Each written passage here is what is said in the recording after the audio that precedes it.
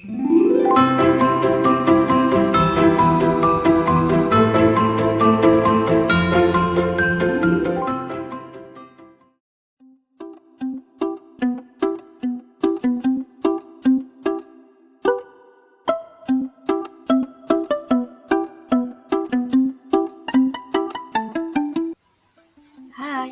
halo, halo, salam kenal, aku Nisa. Aku baru melihat kamu bermain di taman ini. Sepertinya kamu baru pindah ke daerah sini ya? Halo, salam kenal, aku Dina, dan ini sepupu Kedwi. Kami baru pindah beberapa hari yang lalu. Semoga kita bisa berteman dengan akrab ya. Halo semua. Hai Dina dan Dwi, aku Edo. Wah, pantas saja aku baru pertama kali melihatmu. Dina, kenapa kamu bisa duduk di kursi itu? Iya, Apakah kaki dan tanganmu terluka? oh, tangan dan kakiku memang terluka dan tidak bisa digerakkan lagi. Untuk itu, aku harus duduk di kursi ini selamanya. Aku termasuk ke dalam kelompok anak tunadaksa. Aku baru mendengar kata tunadaksa. Kalau boleh tahu, tunadaksa itu apa? Apa itu tunadaksa? Istilah tunadaksa berasal dari kata tuna, yang berarti rugi atau kurang, dan daksa yang berarti tubuh. Maka, tunadaksa adalah anak yang memiliki anggota tubuh tidak sempurna, atau adanya bentuk kelainan pada sistem otot, tulang, dan persendian, yang bersifat primer atau sekunder yang dapat mengakibatkan gangguan koordinasi, komunikasi, adaptasi, mobilitas, dan gangguan perkembangan keutuhan pribadi.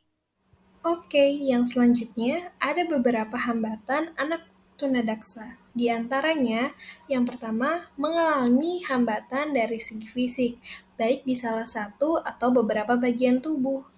Misalnya, memiliki kelemahan pada kaki, tangan, jari-jari, ataupun bagian tubuh yang lainnya. Yang kedua, mengalami hambatan dalam faktor motorik, baik itu berpindah tempat, bergerak, berjalan, ataupun kurang bisa mengontrol koordinasi tubuhnya. Yang ketiga, hambatan dalam segi emosi dan sosial. Kekurang percayaan diri yang terjadi pada penyandang tunadaksa sangat memengaruhi emosi dan hubungan sosial mereka dengan orang lain. Perasaan malu, minder, rendah diri, dan sensitif seringkali hadir saat mereka harus bersosialisasi, terutama dengan anak-anak yang lain yang bukan penyandang disabilitas. Kebutuhan belajar anak tunadaksa. Anak tunadaksa adalah anak yang mengalami gangguan fungsi gerak yang disebabkan oleh permasalahan pada organ gerak pada tubuh. Adapun kebutuhan belajar anak tunadaksa, yang pertama, melatih siswa merelaksasikan otot sebelum melaksanakan pembelajaran seperti meremas lilin dan koran.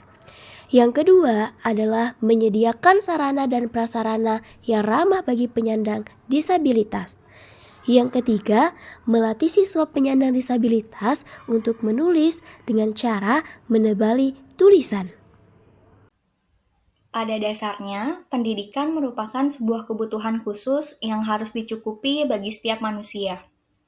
Tak terlepas bagi anak berkebutuhan khusus atau ABK. Mereka pun berhak untuk mendapatkan pendidikan yang sama seperti manusia normal lainnya. Mereka layak dan memiliki hak yang penuh untuk dapat menimba ilmu pengetahuan dengan proses pembelajaran yang sama dengan anak reguler yang disesuaikan dengan tingkat kebutuhannya. Anak berkebutuhan khusus penyandang tunadaksa ada yang melaksanakan proses pendidikannya di sekolah khusus dan mereka tetap memiliki hak yang sama agar mendapatkan izin dan perlakuan yang sama dalam hal pendidikannya dengan bergabung di sekolah umum bersama anak reguler. Untuk itu, layanan pendidikan yang didasari oleh permasalahan yang dihadapi oleh anak-anak penyandang tunadaksa dalam kehidupannya sehari-hari terbagi menjadi dua, yaitu yang pertama sekolah khusus. Model pendidikan pada sekolah khusus lebih dikhususkan bagi anak-anak tunadaksa yang mengalami permasalahan yang berat, yaitu masalah pada intelektualnya, seperti masalah retardasi mental, masalah kesulitan dalam pergerakan, dan emosionalnya. Sekolah khusus bagi anak tunadaksa ini dikenal dengan sekolah luar biasa D atau SLBD. Pada layanan pendidikan ini, anak tunadaksa juga akan dikategorikan berdasarkan permasalahannya lagi, seperti SLBD yang ditunjukkan bagi anak tunadaksa yang memiliki masalah ringan dan tidak mengalami retardasi mental, yaitu penderita tunadaksa yang intelektualnya dalam garis rata-rata yang tinggi atau bagus. Bahkan bisa dikategorikan di atas rata-rata normal atau di atas intelektual anak reguler. Tetapi penyandang tunadaksa ringan di kategori ini belum bisa digabungkan pelaksanaan pendidikannya di sekolah inklusif karena harus melalui proses-proses terapi dan pelatihan seperti fisioterapi, speech therapy, acupuncture therapy, atau berbagai terapi lainnya. Lalu ada SLBD1.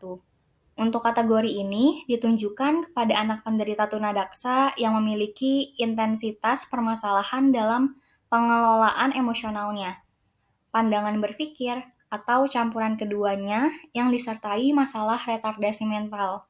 Tetapi anak-anak yang berada dalam kategori tunadaksa sedang ini memiliki garis intelektual yang standar, atau bisa dikategorikan lebih rendah di bawah anak-anak reguler lainnya.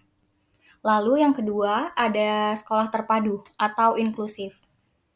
Sekolah inklusif lebih ditunjukkan bagi anak penderita tunadaksa yang memiliki permasalahan relatif ringan, seperti yang penderitanya tidak memiliki masalah penyerta retardasi mental.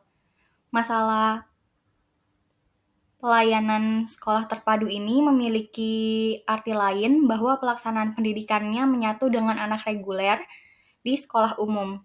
Penyandang tunadaksa dengan permasalahan ringan dianggap mampu dalam mengatasi masalah yang dideritanya, seperti masalah fisik, intelektual, dan emosionalnya. Baiklah, sekarang aku sedikit mengerti mengenai tunadaksa.